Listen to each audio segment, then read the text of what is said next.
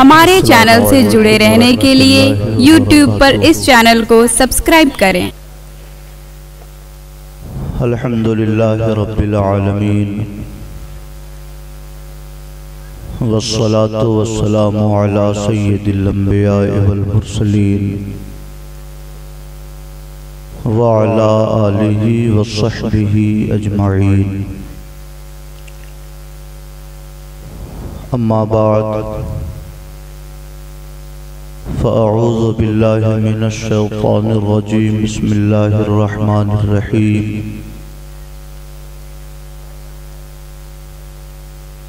मन अमिला सालिहम मिन ज़करिन औ उन्सा व हुवा मुअमिन फलनुहयियन्नहु हयातन तय्यबा। आमन्तु बिल्लाहि सदक़ल्लाहु मौलानल अज़ीम व सदक़ रसूलुहुन नबियुल अमीनुल करीम। इंतहाई एहतराम व अक़ीदत के साथ अपने आका के दरबारे गोहर बार में दुरूद व सलाम की नज़र पेश कीजिए। अल्लाहुम्मा सल्लि अला सय्यिदिना व मौलाना मुहम्मदिन माअदिनिल जूद वल करम व अला आलिहि व सहबिहि व बारिक व सल्लिम सलातन व सलामन अलैका या रसूल अल्लाह। अज़ीज़ान गिरामी,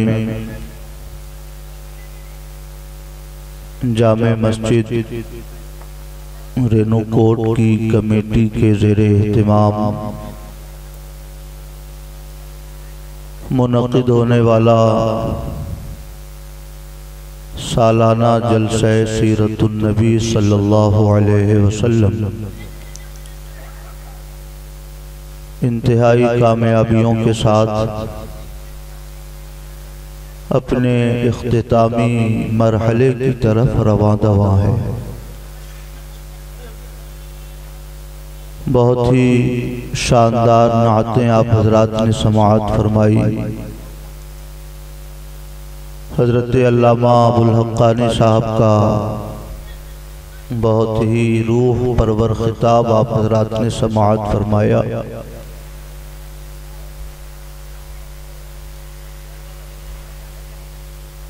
मैं समझता हूँ कि अल्लामा अबुल हक़्क़ानी साहब का खिताब हमारे और आपके लिए मिसाले राह है। अपनी ज़िंदगी को बेहतर बनाने के लिए उनके बताए हुए खतूत पर अगर हम अपनी ज़िंदगी को गुजारें तो एक अच्छा इंसान और एक नेक मुसलमान बनकर हम और आप जिंदगी गुजार सकते हैं।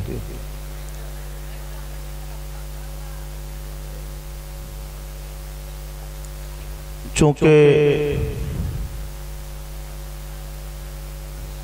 हम लोग आपके घर के आदमी हैं, आमद और रफ्त होती रहती है, इसलिए मुनासिब था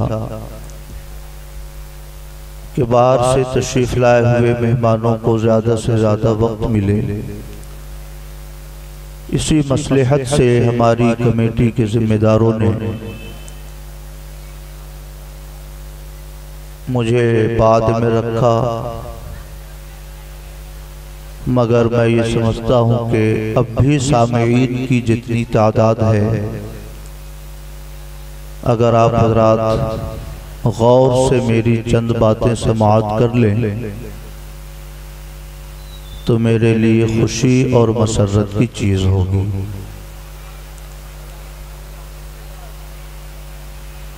दुरूद शरीफ पढ़ें। अल्लाहुम्मा सल्लि अला सय्यिदिना व मौलाना मुहम्मदिन माअदिनिल जूद वल करम व अला आलिहि व सहबिहि व बारिक व सल्लिम सलातन व सलामन अलैका या रसूल अल्लाह। 54 में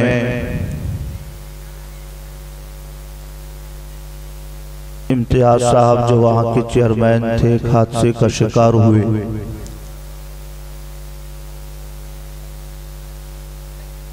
वहाँ एक सुबह में मजलिस मुनक़िद हुई थी। उसमें मैंने ये नात शरीफ पढ़ी थी। 2-3 शेर उस नात शरीफ का पढ़कर मैं अपनी गुफ्तगू का आगाज करता हूँ। फिर दुरूद शरीफ पढ़ें। अल्लाहुम्मा सल्ली अला सय्यदिना व मौलाना मुहम्मद मादिनिल जूद वल करम व अला आलिहि व सहबिहि व बारिक व सल्लिम। नबी का नाम जो मैं एक बार लेता हूँ, नबी का नाम जो मैं एक बार लेता हूँ,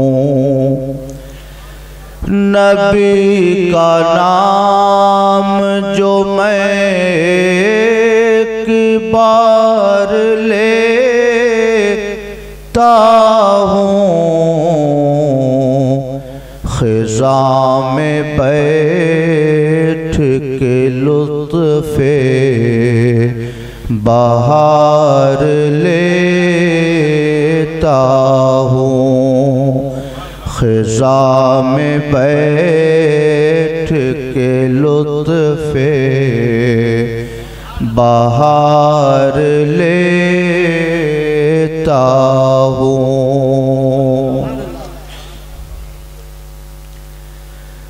इसी ने रखा है मेरा भरम ज़माने में, इसी ने रखा है मेरा भरम ज़माने में। वो एक नाम जो मैं बार बार लेता हूँ, वो एक नाम जो मैं बार बार लेता हूँ। और ये शेर बहुत खूबसूरत है।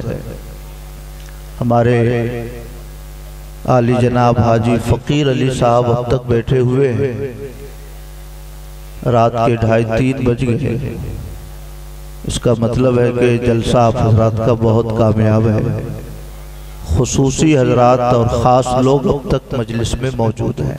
ये शेर बहुत खूबसूरत है। तुम्हारे काकुले मुश्किन का जिक्र कर के हुजूर, काकुल का माना बाल होता है। तुम्हारे काकुले मुश्किन का जिक्र कर के हुजूर, मैं अपनी ज़िस्त के गेसू सवार लेता हूँ, मैं अपनी ज़िस्त के गेसू सवार लेता हूँ, ख़िज़ा में बैठ के लुत्फ़े बहार लेता हूँ। दुरूद शरीफ पढ़ें। अल्लाहुम्मा सल्ली अला सय्यदिना व मौलाना मुहम्मद मादिनिल जूद वल करम व अला आलिहि व सहबिहि व बारिक व सल्लिम। सलातम व सलामन अलैका या रसूल अल्लाह। सय्यदिना व मौलाना मुहम्मद मादिनिल जूद वल करम व अला आलिहि व सहबिहि व बारिक व सल्लिम। सलातम व सलामन अलैका या रसूल अल्लाह।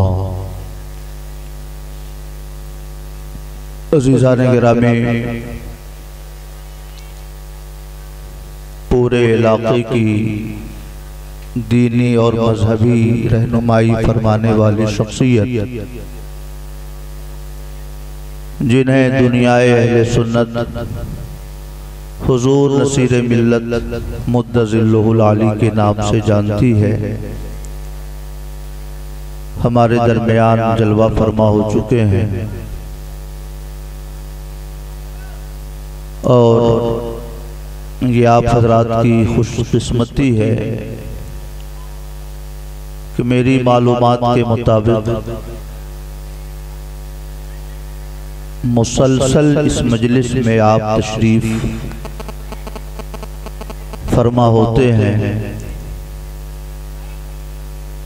और मेरे अंदाजे से 15-20 साल से शायद कोई ऐसी मजलिस हुई हो जिसमें आप ने शिरकत फरमाई हो।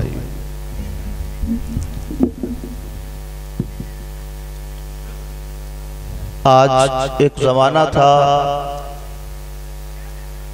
जब हुजूर हाफिज मिल्लत के लिए हुजूर मुफ्ती शरीफुल हक साहब ये शेर पढ़ते थे कि हम हुए तुम हुए कि मीर हुए, सब उसी जुल्फ के असीर हुए। हम हुए तुम हुए कि मीर हुए, सब उसी जुल्फ के असीर हुए।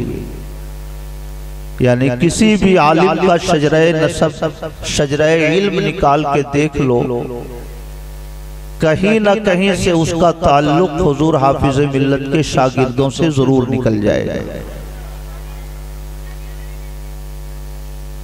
लेकिन मैं बिला खौफ तरदीद अब ये शेर हुजूर नसीर मिल्लत के लिए भी पढ़ सकता हूँ कि हम हुए तुम हुए कि मीर हुए, सब इसी जुल्फ के असीर हुए।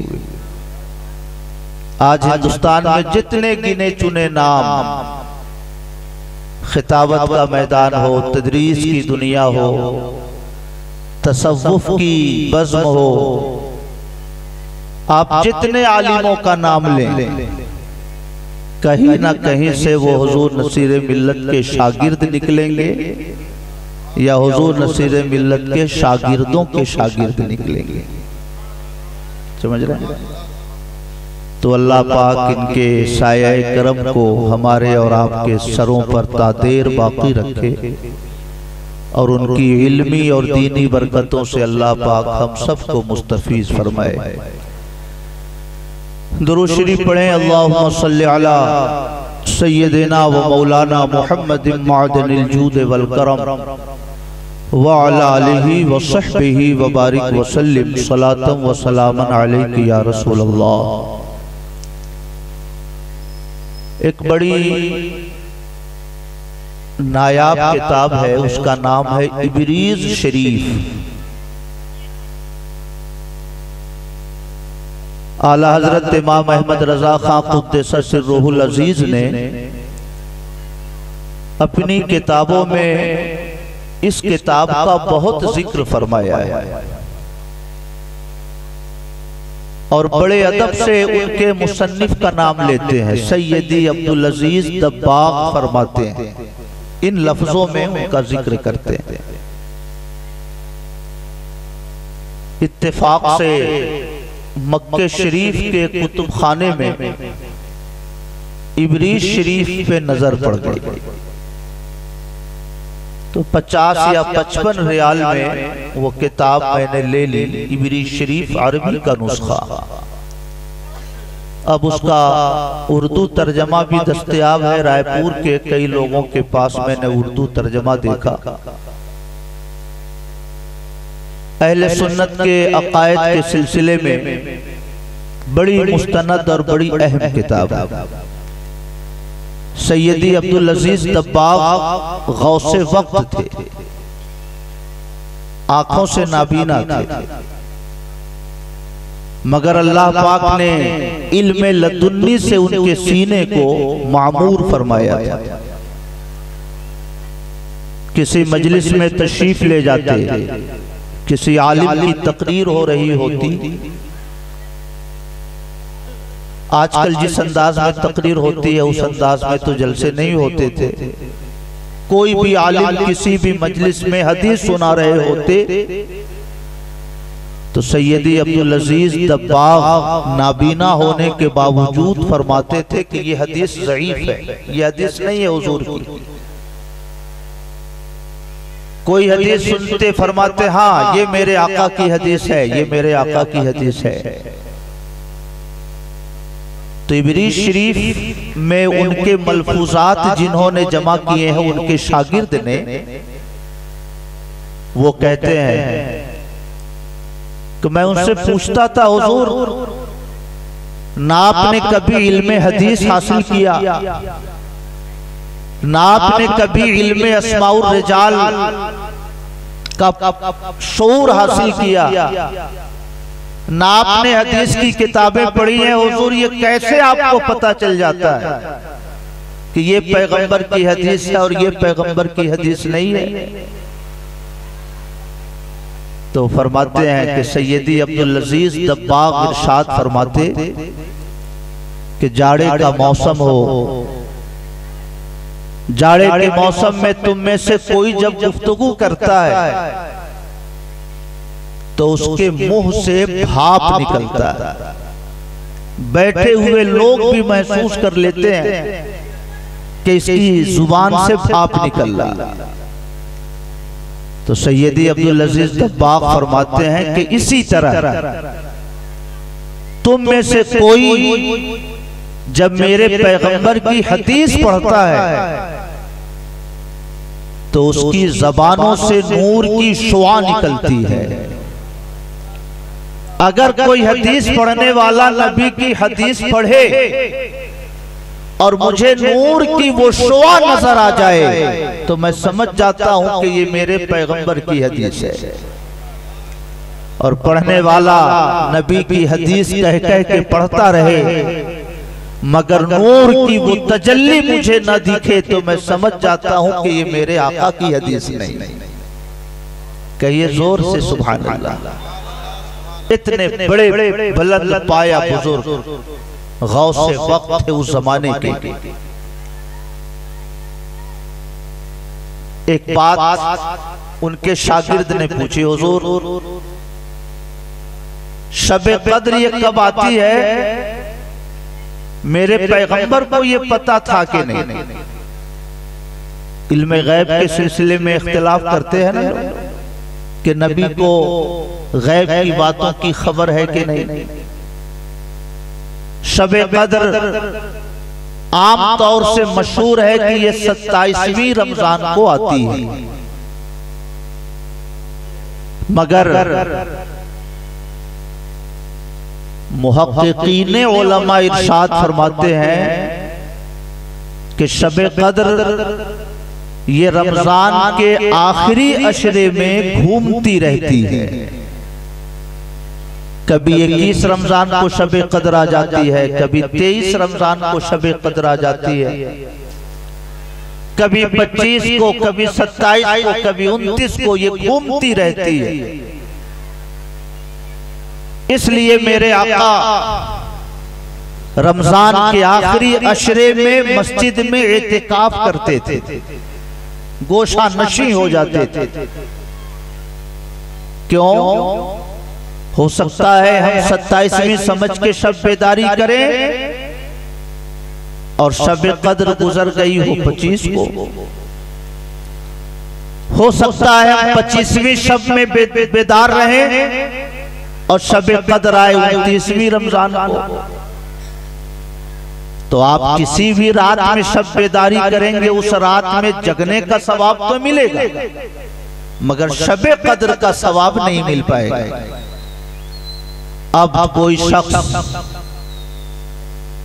20 रमजान से लेके 30 तक रेगुलर एतिकाफ में बैठता है तो ये यकीनी है कि वो 21 में भी जगेगा, 23 में भी जगेगा, 25 में भी जगेगा। तो जो एतिकाफ में बैठे उसके लिए शब कद्र का मिलना यकीनी हो जाता है। समझ रहे हैं? शब कद्र का मिलना उसके लिए यकीनी हो जाता है। मगर अब हमारी और आपकी महरूमी है कि इत्तिकाफ के लिए भी अब किराए का आदमी तलाश करते हैं। पूरे मोहल्ले में जो सबसे बेकार आदमी हो, न कोई काम हो, न कोई धंधा हो, न कोई तिजारत हो, बिल्कुल माजूर हो, बेकार का मतलब बिल्कुल माजूर हो, उसको लाके बैठाते हैं। जरा साहब बैठ जाइए, लोग कुर्ता सिलवा देते हैं, पाजामा सिलवा देते हैं।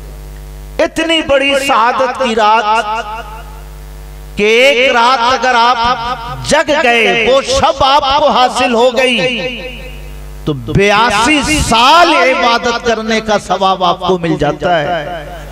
उस अजीम नेमत को हासिल करने के लिए भी हम लोग आदमी तलाश करके लाते हैं मेरे भाइयों। इसलिए हमारे बुजुर्गों का ये मामूल रहा है कि वो रमजान के आखिरी अशरे में इत्तिकाफ करते थे। हुजूर सदरुश शरिया जिन्होंने बहार शरीयत लिखी है, बहार शरीयत का ज्यादातर हिस्सा रमजान के महीने में लिखा है आपने, मस्जिद में बैठ के लिखा है आपने, और ज्यादातर हिस्सा आपने रमजान के आखिरी अशरे में लिखा है। इसलिए अल्लाह पाक ने उस किताब को मकबूलियत अता फरमाई है। सुन्नियों का कोई आलिम हो वो भी उस किताब को पढ़ता है, और वहाबी और बदअकीदों का भी कोई इदारा हो तो शब बहार शरीयत आपको वहां जरूर मिल जाएगी। जब उनके बड़े से बड़े लोगों को, बड़े से बड़े उनके आलिमों को अगर कोई मसला नहीं समझ में आता तो कहते हैं जरा देखो तो बहार शरीयत में मौलवी अमजद अली ने क्या लिखा है।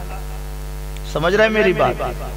मैं शबे कद्र का तस्करा तो सिमरन करना चाहता हूँ।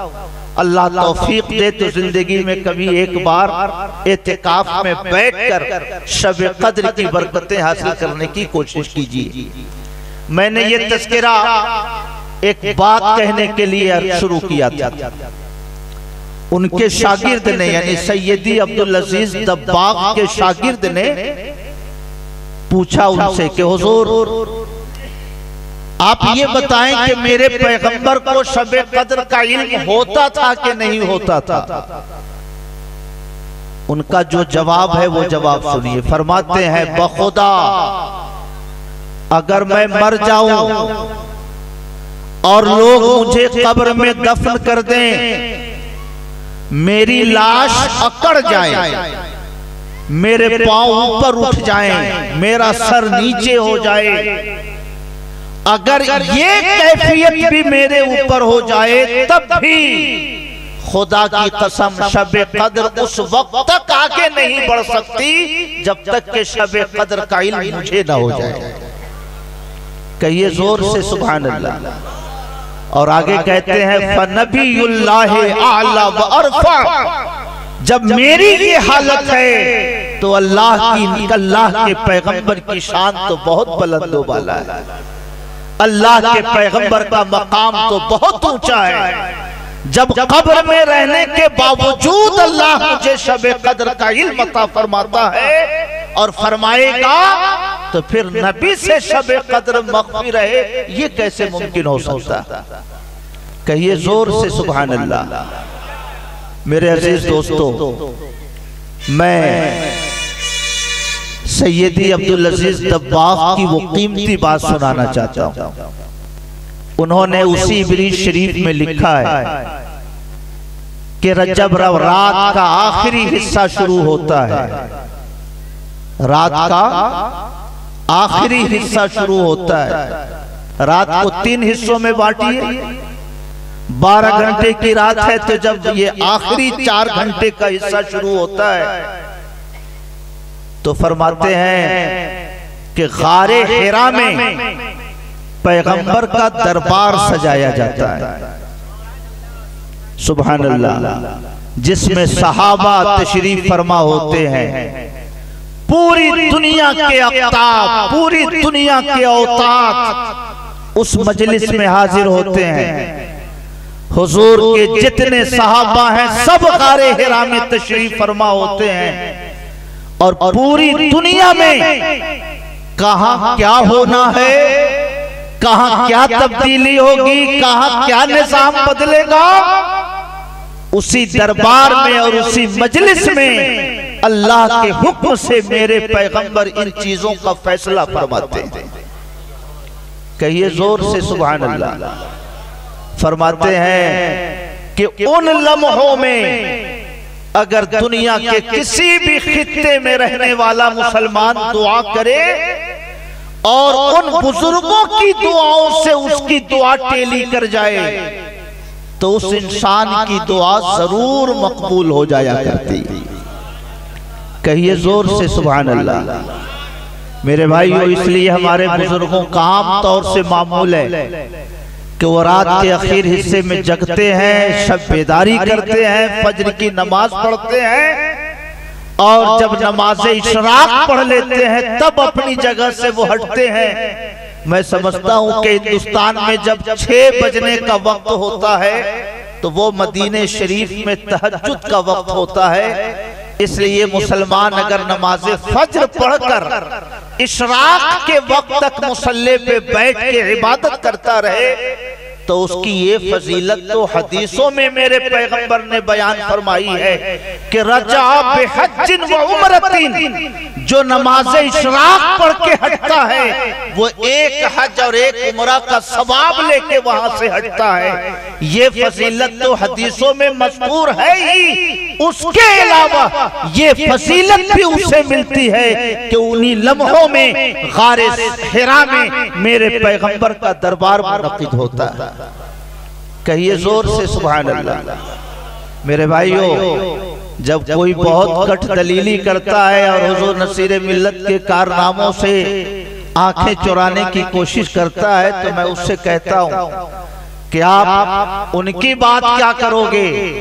अल्हम्दुलिल्लाह नमाजों की पाबंदी फरमाते हैं, नमाज इशराक पढ़ के मुसल्ले से हटते हैं। तुम पूरी जिंदगी खपाओगे तो शायद एक आध बार हज की तुम्हें तौफीक मिल जाए। हुजूर नसीरे मिल्लत रोज एक हज और उमरा का सवाब लेकर अपना मुसल्ला छोड़ा करते हैं। कहिए जोर से सुभान अल्लाह। मेरे भाइयों, दुरूद शरीफ पढ़िए। अल्लाहुम्मा सल्ली अला सय्यदिना व मौलाना मुहम्मद मादनिल जूद वल करम व अला आलिहि व सहबिहि व बारिक व सल्लिम सलातन व सलामन अलैका या रसूल अल्लाह, सलातन व सलामन अलैका या हबीब अल्लाह। उनके शागिर्द ने पूछा, हुजूर कुरान शरीफ में जो हुरूफे मुक़त्तआत आते हैं उसका मतलब क्या है? कुरान में आया है अलिफ लाम मीम, क्या मतलब है इसका? कुरान में आया है यासीन, क्या माना है इसका? कुरान में आया है काफ हा या ऐन साद, क्या मतलब है इसका?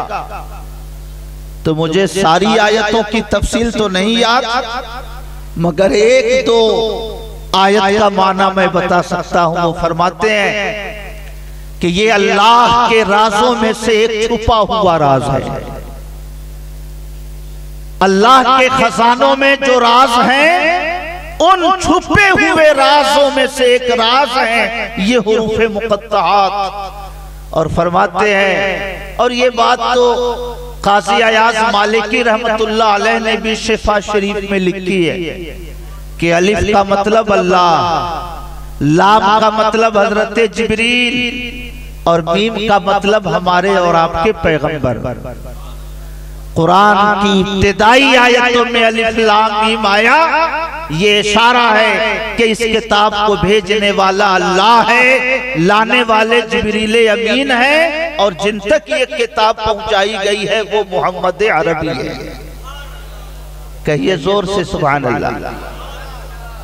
हजरत इमाम ज़ैनुल आबिदीन से मरवी है, यासीन का मतलब या सय्यदल आलमीन, ऐ सारे आलम के सरदार, इन्नका लमिनल मुरसलीन, आप बेशक हमारे भेजे हुए रसूलों में से हैं। तो बड़ी कीमती मालूमात है। चलते चलते मैं ये अर्ज करूं आप हजरात से कि रात गुजर गई, माशाअल्लाह हमारे शमीम भाई हजरत से बहुत अकीदत और लगाव रखते हैं और मैं ये तो नहीं कहता कि हुजूर की सवारी जिस तरह हजरत अय्यूब अंसारी के घर ठहरी थी, मैं ये तो नहीं कहता कि हुजूर नसीर मिल्लत की सवारी शमीम भाई के घर ठहरती है। क्या पैगंबर का मकाम और क्या हम और आप, मगर ये जरूर कहता हूँ कि हजरत अय्यूब अंसारी की गुलामी की बरकतें अल्लाह पाक ने शमीम भाई को भी अता फरमाई है। सारे आलिमों के लिए इनका दरवाजा करम हमेशा खुला हुआ रहता है ना। खास तौर से हुजूर नसीर मिल्लत वहाँ कयाम फरमाते हैं और बहुत मोहब्बत से, बहुत लगाव से हमारे शमीम भाई हुजूर नसीर मिल्लत की खिदमत करते थे। चलते चलते मैं ये अर्ज करूं, रात गुजर गई, कम से कम 1 लाख रुपया आप हजरात ने इस जलसे पे खर्च किया। इतना शानदार पिंडाल, इतना शानदार माइक, आलिमों और शायरों को आपने बुलाया। रात भर में आपने सीखा क्या? सुबह को आप अपने घर जाएंगे, आपकी अहलिया अगर ना आ सकी, वो आपसे पूछेंगी कि रात जलसे में हुआ क्या, तो क्या कहेंगे आप? कुछ आपने सीखा जलसे में? बोलिए। कुछ सीखा आपने, कुछ समझने की कोशिश की, कुछ अपनी जिंदगी को बदलने की कोशिश की। मेरे भाइयों, अब मदरसों में आपके जाने का वक्त नहीं रहा। जिंदगी की मसरूफियत इतनी बढ़ चुकी है कि आप किसी आलिम की दरसगाह में बैठकर किताबें पढ़ें, इतनी फुर्सत अब आपके पास नहीं रही। इन जलसों को दीनी उलूम हासिल करने का जरिया बनाइए और इन्हीं जलसों के जरिए अपनी जिंदगी में दीन की रोशनी पैदा कीजिए। समझ रहे हैं? तभी हमारे कमेटी के जिम्मेदारों की मेहनत वसूल होगी, तभी हमारे पीर मोहम्मद साहब की ये कद्दो काविश, ये जिद्दोजहद अल्लाह के दरबार में मकबूल होगी, तभी हमारा और आपका ये आना और बैठना मकबूल होगा। याद रखिए, अल्लाह पाक जब किसी बंदे से नाराज होता है तो उससे रिज्क नहीं छीनता है, खिलाना पिलाना उसका बंद नहीं करता है, खाना तो वो सांप को भी देता है, उसके दरवाजे करम से तो बिच्छुओं को भी ग़िज़ा मिलती है, उसके फजल के सहारे तो समुंदर में रहने वाली मछलियां भी अपनी जिंदगी आगे बढ़ाती हैं। खुदा जब किसी बंदे से नाराज होता है तो रिस्क नहीं छीनता, किसी बंदे से नाराज होता है तो दौलत नहीं छीनता, किसी बंदे से नाराज होता है तो अपने जिक्र की तौफीक छीन लेता है। समझ रहे हैं? अपने जिक्र की तौफीक उसे छीन लेता है। मेरे भाइयों, आप अपने मुर्शिद के घर गए मुलाकात के लिए, हुजूर नसीर मिल्लत से मुलाकात के लिए आप उनके घर तशरीफ ले गए आप हज़रात, और लोग बैठे हुए हों, शमीम भाई गए, उनसे हजरत ने खैर खबर ली, हमारे मेहदी साहब गए, उनसे हजरत ने खैर खबर ली, आप भी बैठे हुए हैं, मगर हजरत अगर आपसे कुछ खैर खबर ना पूछें तो आपके दिल पे कैसा सदमा गुजरेगा? समझ रहे हैं? अच्छा लगेगा आपको? मेहदी साहब कहें कि चलिए चाय पीते हैं हम लोग, आप कहेगा नहीं नहीं, मिलने आए थे हजरत से और हजरत को पता नहीं क्या नाराजगी है, खैर खबर भी हजरत ने नहीं पूछी, आपको चाय अच्छी नहीं लगी, आपको अगर कोई खाना खिलाने के लिए होटल में ले जाए आपको खाना अच्छा नहीं लगेगा, पता नहीं क्या बात हो गई, इतनी दूर से आया हूं अपने पीर से मिलने, मगर हजरत ने मेरी तरफ कोई तवज्जो नहीं दी, मुझसे कोई खैर खबर नहीं पूछी। सुभान अल्लाह, हम और आप किसी से नाराज हो जाएं, तो बंदे का सुकून छिन जाता है, बंदे के दिल से खुशी और मसरत की कैफियत खत्म हो जाती है। न खाना अच्छा लगता है, न पीना अच्छा लगता है। तो जिस बंदे से उसका माबूद नाराज हो जाए, जिस बंदे से उसका परवरदिगार नाराज हो जाए और नाराज होकर उसका रब इबादतों का शौक उसके दिल से खत्म कर दे, कुरान पढ़ने की तौफीक उससे छीन ले, नमाज पढ़ने का ख्याल उसके दिल से खत्म फरमा दे, तो आप समझ सकते हैं कि उस बंदे की दुनिया कैसी होगी और उसकी आखिरत कैसी होगी। इसलिए मेरे भाइयों, अल्लाह पाक इरशाद फरमाता है, वला तकूनु कल्लज़ीना नसुल्लाह फअनसाहुम अनफुसहुम। ए ईमान वालो, उनकी तरह ना होना कि जो अल्लाह को भूल गए तो अल्लाह ने उनको खुद फरामोशी में मुब्तला कर दिया। वो अपने वजूद को भूल गए, वो अपने मकसद जिंदगी को भूल गए। ऐसा मत बनना, उन लोगों की तरह मत होना कि जिन्होंने खुदा को फरामोश किया तो अल्लाह पाक ने उनको उनके वजूद से बेखबर कर दिया। समझ रहे हैं? ऐसा मत बनना। और मेरे भाइयों, आप जरा सोचें, किताबों में लिखा है कि जब कोई बंदा मोहब्बत के साथ हुजूर पर दुरूद पढ़ता है तो गुंबद खजरा से नूर की शुआएं चलती है। दुरूद पढ़ने वाला जब तक दुरूद पढ़ता रहे, नूर की शुआओं में वो घिरा रहता है और गुंबद खजरा से अनवारो तजल्लियात की जो बारिश होती है, उस बारिश में उसके वजूद से गुनाहों के धब्बे मिटते चले जाते हैं, उसका वजूद गुनाहों से पाक होता चला जाता है। ये दुरूद की बरकत है।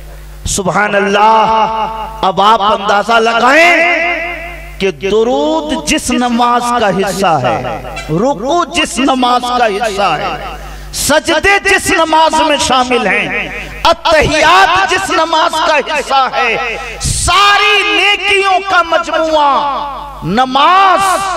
अगर बंदा नमाज में सर झुका के खड़ा हो जाए तो अल्लाह की रहमतों की कैसी बारिश उसके ऊपर होती होगी। जब दुरूद में ये बरकत है। बहुत सारे लोगों को लगता है कि आलिम लोग ये नमाजी के लिए बार बार क्यों कहते हैं?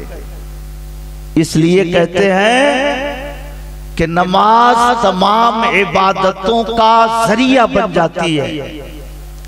नमाजी को देखेंगे वो तस्बीह भी पढ़े, नमाजी को देखिएगा मुसल्ले पे बैठा है तो दुरूद भी पढ़े, नमाजी को देखिएगा उसे याद है कि मुझे नमाज पढ़नी है तो बगैर पानी के वो पेशाब नहीं करेगा। कहीं भी रहेगा उसको ये ख्याल रहता है कि मुझे नमाज पढ़नी है, बगैर पानी के मैं पेशाब कैसे करूं। नमाजी आदमी कहीं भी रहेगा अपना कपड़ा पाक रखेगा। नमाजी आदमी कहीं भी रहेगा कोई उल्टा सीधा काम नहीं करेगा। उसके दिल में ख्याल रहता है कोई देख लेगा तो क्या कहेगा कि नमाजी आदमी और ऐसा काम कर रहा होता है कि नहीं ऐसा। मैं ये अर्ज करना चाहता हूं, नमाज ये खुदा के जिक्र की लज्जतों से आपको आशना तो करती ही है, दर्जनों गुनाहों से ये नमाज आपकी हिफाजत भी करती है, आपको पाकीज़ा बना के रखती है। और एक बंदे मोमिन की जो शान होनी चाहिए वो शान नमाज की बरकत से अल्लाह पाक आपको अता फरमा दिया करता है कि नहीं। इसलिए मेरे भाइयों, अपनी जिंदगी को बदलने की कोशिश करिए, गाफिलों की जिंदगी ना गुजारिए। जहां रहिए अपने रब को याद करते रहिए। आपको अगर कोई 10 रुपया दे दे आप उसका शुक्रिया अदा करते हैं। आपको कोई मोबाइल 500 रुपए का दे दे, जिंदगी भर आप उसके आभारी रहते हैं। कोई आपको ईद के मौके पर एक कपड़ा सिलवा के दे दे, आप साल भर उस आदमी का नाम लेते रहते हैं। मैं ये अर्ज करना चाहता हूँ, खुदा ना दे तो वो मोबाइल आपको कहां से देगा? खुदा ना दे तो वो कपड़े कहां से आपको देगा? खुदा ना दे तो वो आपको 10 रुपए कहां से देगा? तो जिसके देने से दुनिया वालों ने आपको दिया, इन देने वाले छोटे हाथों का आप शुक्रिया अदा करते हैं, और जिसके करम से ये देते हैं उस देने वाले करीम को आप क्यों भूल जाया करते हैं? अज खुदा दा खिलाफे दुश्मन और दोस्त के दिले हर दो दर तसर्रुफ ओस्त। ए लोगो, दुश्मन की मुखालफत हो के दोस्त की दोस्ती हो, सबको अल्लाह की तरफ से समझो। गरचे तीरस कमा बेरू आयत अस कमादार भी न दहले खिरत। अगरचे तीर कमान से चलता है, मगर अक्ल वाले कमान का काम उसको नहीं समझते हैं, कमान चलाने वाले का काम उसको समझते हैं। है कि नहीं? समझ रहे हैं? इसलिए मौलाए रूम ने हम मुसलमानों को इज्जत की जिंदगी का फार्मूला अता फरमाया। गर तू खाही सीस्तन बाबरू जिक्रे ऊ कुन जिक्रे ऊ कुन जिक्रे ऊ। ए लोगो, अगर इज्जत के साथ जीना चाहते हो, आबरू की हिफाजत चाहते हो, बावकार रहकर दुनिया में जिंदा रहना चाहते हो, तो एक रास्ता है, अपने रब का जिक्र करते रहो, अपने रब को याद करते रहो, अपने मौला की नेमतों का शुक्रिया अदा करते रहो। कहिए जोर से सुभान अल्लाह। और आगे लिखते हैं, याद गरमून से जानत शबद हर दो आलम शेरे फरमानत शबद। अगर खुदा की याद तुम्हारे दिलों में जागुसी हो जाए तो दोनों आलम में जितनी चीजें हैं वो सब तुम्हारे लिए मुसख्खर हो जाएंगी, सब तुम्हारे ताबे फरमान हो जाएगा। कहिए जोर से सुभान अल्लाह। हजरत इब्राहिम अदहम बादशाह उन्होंने छोड़ दी, चले गए समुद्र के किनारे, खुदा का जिक्र करने लगे। उनकी हुकूमत में जो वजीर लोग थे, जो उनके इर्द गिर्द रहने वाले लोग थे, कहा हुजूर ये क्या आपने कर लिया? इतनी बड़ी सल्तनत, इतनी बड़ी बादशाहत आपने छोड़कर ये समुद्र की जिंदगी, समुद्र के किनारे क्यों आ गए? हजरत इब्राहिम अदहम ने जिससे वो सुई सी रहे थे, कपड़ा सी रहे थे, समुद्र में फेंक दिया। थोड़ी देर के बाद फरमाया, ए मछलियों, मेरी सुई गुम हो गई है, जरा तलाशो। तो समुद्र की जितनी मछलियां थी सब अपने अपने मुंह में एक सुई लेके ऊपर निकल आई। कहा हुजूर ये सुई हो तो ये ले लीजिए, ये सुई हो तो ये ले लीजिए। हजरत इब्राहिम अदहम ने फरमाया, अब तुम बताओ कि वो हुकूमत अच्छी थी या ये हुकूमत अच्छी है? कहिए जोर से सुभान अल्लाह। इसलिए मेरे भाइयों, जलसों को मनोरंजन का जरिया न समझिए, जलसों को सैरो तफरीह का जरिया न समझिए। हमारी माँ और बहनों को ये संकल्प लेके यहां से उठना चाहिए कि जैसे फातिमा जहरा हजरत अली मुर्तजा की खिदमत भी करती थी, अपने हाथों से चक्की भी चलाती थी, अपने कांधे पे पानी का मशकीजा रखकर पानी भी लाती थी, मगर जब रात होती मुसल्ले पे सर रख के जब सजदे में चली जाती तो सुभान अल्लाह रात खत्म हो जाती थी, मगर फातिमा जहरा का एक सजदा मुकम्मल नहीं होता था। कहिए जोर से सुभान अल्लाह। अब तो हमारी माओ बहनों को वॉशिंग मशीन में कपड़ा धोना है, पिसा पिसाया हुआ आटा मिलना है, अब उन्हें पानी का मशकीजा नहीं लाना, बटन दबाती हैं पानी टंकी में चला जाता है। जिंदगी की आसानियां उन्हें फराहम हैं। फातिमा जहरा की कनीजों को अगर रात भर सजदे की तौफीक न हो तो कम से कम 5 वक्त अपनी पेशानी अपने मौला के दरबार में जरूर झुकानी चाहिए। है कि नहीं?